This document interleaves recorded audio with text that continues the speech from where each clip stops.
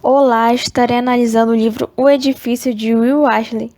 Conta a história de um velho prédio que foi demolido, sendo construído em seu lugar um grandioso shopping que passa a ser habitado por 4 fantasmas que viveram vidas cheias de reviravoltas ao redor da antiga construção. A sua narrativa é fragmentada. São 4 histórias contadas por meio de flashbacks no mesmo espaço de tempo, só com alguns meses de diferença. Ao término dos flashbacks, a história volta para o presente. Todos os eventos ocorrem na mesma ambientação, uma cidade grande e bem movimentada. A verossimilhança é grande, uma vez que a história não apresenta nada de fantasioso, como alguém com superpoderes. Há mais semelhança com a realidade, apresentando pessoas comuns que passam despercebidas em meio a toda a agitação cotidiana. Pessoas que trabalham têm seus sentimentos e conflitos.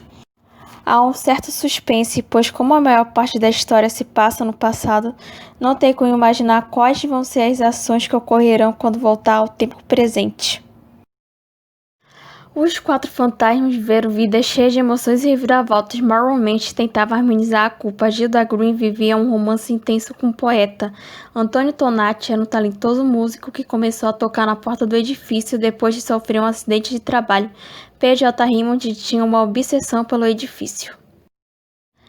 Os 3 atos. O primeiro ato se inicia com a apresentação do edifício, sendo contado seu processo de demolição até a construção do shopping e a aparição dos fantasmas. O segundo ato inicia com a narração da história do primeiro fantasma, posteriormente sendo contada a dos outros, e se estende até o incidente com o lavador de janelas.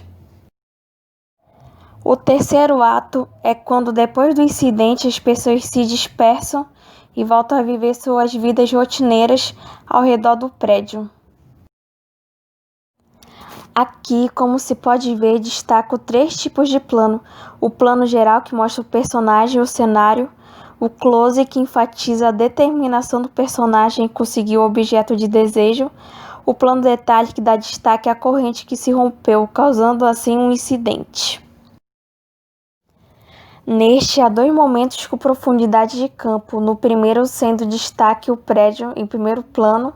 No segundo, o personagem e o atropelamento, sendo o fundo de ambas apenas esboços do cenário. Há somente balões de fala, não há balões de pensamento, e o texto que narra a história fica espalhado pelo cenário ou nos cantos das páginas.